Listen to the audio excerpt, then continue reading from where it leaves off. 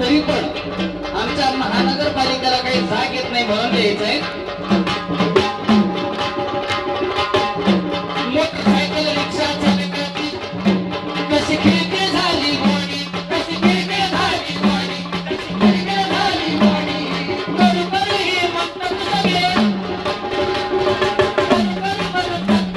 म्हणतात सगळे साधा मागून हे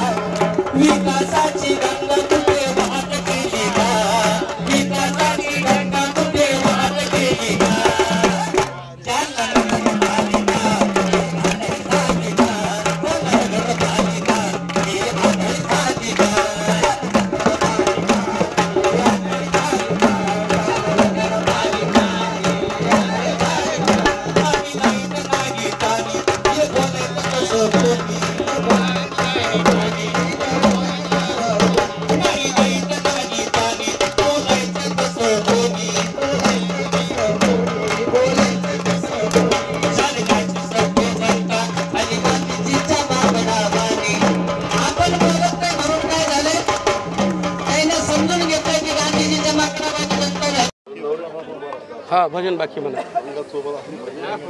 भाऊ, तुम्ही नगराध्यक्ष असताना तुमच्या कार्यकाळात हा रस्ता तयार झाला, त्यानंतर आता या रस्त्याकडे कोणी पाहायला तयार नाही, काय आंदोलन आपलं? हे आंदोलन असं आहे की मी नगराध्यक्ष असताना 2004ला खरं तर हा नवीन रस्ता मी एक पर्यायी रस्ता शहराला म्हणून केला होता की गांधी चमन ते छत्रपती संभाजी उद्यान या रस्त्याला पर्यायी रस्ता हा रस्ता असला पाहिजे, कारण की त्या रस्त्यावर सरस्वती भुवन शाळा, शनी मंदिर, उर्दू शाळा, यामुळं रस्ता सातत्यानं तिथं ट्रॅफिक ब्लॉक व्हायची आणि म्हणून हा पर्यायी रस्ता मी केला।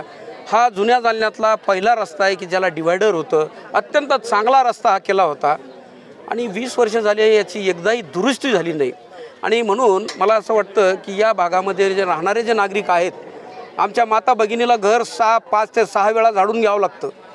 रेल्वे स्टेशनला माल वाहतूक गाडी आल्यानंतर सर्व ट्रक्स आपला माल घेऊन या रस्त्यानं जातात. आणि तुम्हाला सांगतो, भांडे, तुमचं घर हे साफसफाईमध्ये माझ्या या माता भगिनीचा वेळ जातो. मी अनेकदा निवेदनं दिली तरी काही उपयोग झाला नाही.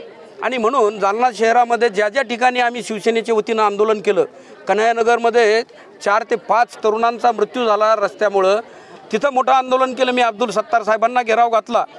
त्यानंतर नूतन वसाहतमध्ये खड्डे मोजणे, खड्ड्यांचं नामकरण असं अभिनव आंदोलन केलं. आणि त्यानंतरच या रस्त्यांच्या कामाला महानगरपालिकेनं सुरुवात केली. आणि या शहरातल्या नेत्यांचं सुद्धा नंतर लक्ष गेलं या रस्त्यांकडं.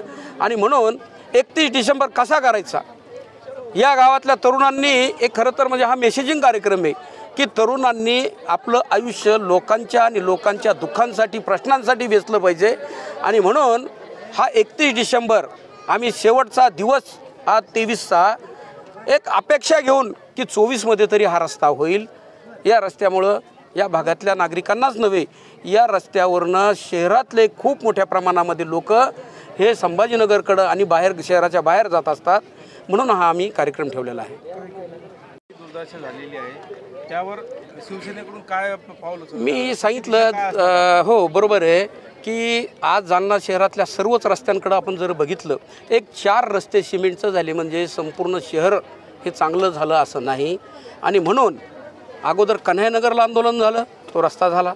नूतन वसाहतला केलं अभिनव आंदोलन, तोही रस्त्याचं आता काम सुरू केलं. आता ह्या ठिकाणी आम्ही आंदोलन केलं आहे. नंतर लकोडकोटला करणार, चंदनझिऱ्याला करणार. आज चंदनझिरा 25,000 वस्तीचं आज एक मला वाटतं तो भाग आहे, 25-30 हजार वस्तीचा. आणि तिथला प्रमुख रस्ता अत्यंत वाईट आहे. हे आमचे JK चव्हाण चंदनझिऱ्यामध्ये राहतात, त्यांना विचारा काय अवस्था आहे. आज सिंधी बाजार, अरे बाजारपेठेचं ठिकाण. आणि सिंधी पंचायत वाड्याकडनं तुम्ही जर देऊळगाव राजा रोडकडे निघाले तर काय रस्त्याची अवस्था झाली.